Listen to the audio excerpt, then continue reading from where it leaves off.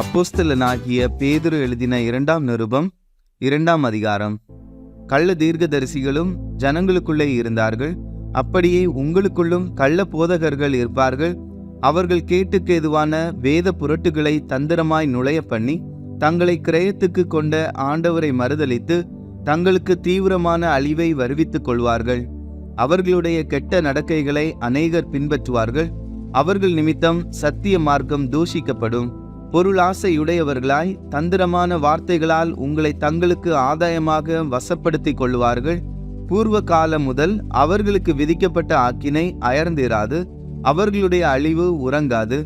பாவம் செய்த தூதர்களை தேவன் தப்ப விடாமல் அந்தகார சங்கிலிகளினாலே கட்டி நரகத்திலே தள்ளி நியாய தீர்ப்புக்கு வைக்கப்பட்டவர்களாக ஒப்பு கொடுத்து பூர்வ உலகத்தையும் தப்ப விடாமல் நீதியை பிரசங்கித்தவனாகிய நோவா முதலான 8 பேரை காப்பாற்றி அவபக்தியுள்ளவர்கள் நிறைந்த உலகத்தின் மேல் ஜலப்பிரளயத்தை வரப்பண்ணி சோதோம் கொமோரா என்னும் பட்டணங்களையும் சாம்பலாக்கி கவிழ்த்து போட்டு ஆக்கினைக்குள்ளாக தீர்த்து பிற்காலத்திலே அவபக்தியாய் நடப்பவர்களுக்கு அவைகளை திருஷ்டாந்தமாக வைத்து அக்கிரமக்காரருக்குள் வாசமாய் இருக்கையில் அவர்களுடைய காம விகார நடக்கையால் வருத்தப்பட்டு நாள்தோறும் அவர்களுடைய அக்கிரம கிரியைகளை கண்டு கேட்டு நீதியுள்ள தன்னுடைய இருதயத்தில் வாதிக்கப்பட்ட நீதிமானாகிய லோத்தை அவர் இரட்சித்திருக்க, கர்த்தர் தெய்வ பக்தியுள்ளவர்களை சோதனை நின்று இரட்சிக்கவும் அக்கிரமக்காரரை ஆக்கினைக்குள்ளானவர்களாக நியாய தீர்ப்பு நாளுக்கு வைக்கவும்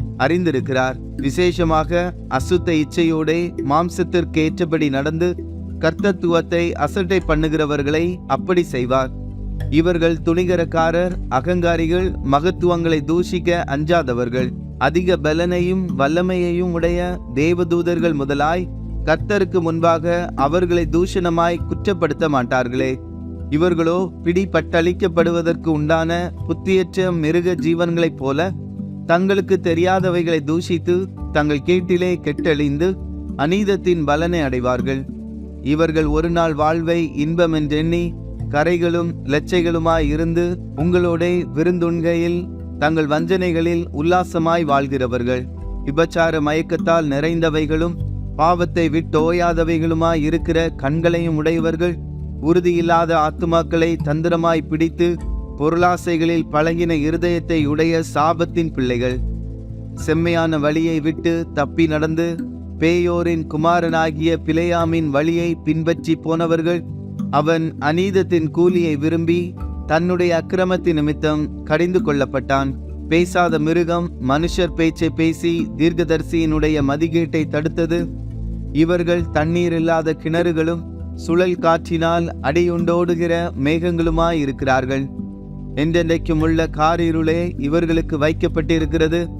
வஞ்சகமாய் நடக்கிறவர்களிடத்திலிருந்து அரிதாய் தப்பினவர்களிடத்தில் இவர்கள் அகந்தையான வீண் வார்த்தைகளை பேசி மாம்ச இச்சைகளினாலும் காம விகாரங்களினாலும் அவர்களை தந்திரமாய் பிடிக்கிறார்கள். தாங்களே கேட்டுக்கு அடிமைகளாய் இருந்தும் அவர்களுக்கு சுயாதீனத்தை வாக்குத்தத்தம் பண்ணுகிறார்கள். எதினால் ஒருவன் ஜெயிக்கப்பட்டிருக்கிறானோ அதற்கு அவன் அடிமைப்பட்டிருக்கிறானே. கர்த்தரும் இரட்சகருமாய் இருக்கிற இயேசு கிறிஸ்துவை அறிகிற அறிவினாலே உலகத்தின் அசுத்தங்களுக்கு தப்பினவர்கள் மறுபடியும் அவைகளில் சிக்கிக்கொண்டு ஜெயிக்கப்பட்டால் அவர்களுடைய பின்னிலைமை முன்னிலைமையிலும் கேடுள்ளதாயிருக்கும். அவர்கள் நீதியின் மார்க்கத்தை அறிந்த பின்பு தங்களுக்கு ஒப்புவிக்கப்பட்ட பரிசுத்த கற்பனையை விட்டு விலகுவதை பார்க்கிலும் அதை அறியாதிருந்தார்களானால் அவர்களுக்கு நலமாயிருக்கும். நாய் தான் கக்கினதை தின்னவும் கழுவப்பட்ட பன்றி சேற்றிலே புரளவும் திரும்பினது என்று சொல்லப்பட்ட மெய்யான பழமொழியின்படியே அவர்களுக்கு சம்பவித்தது.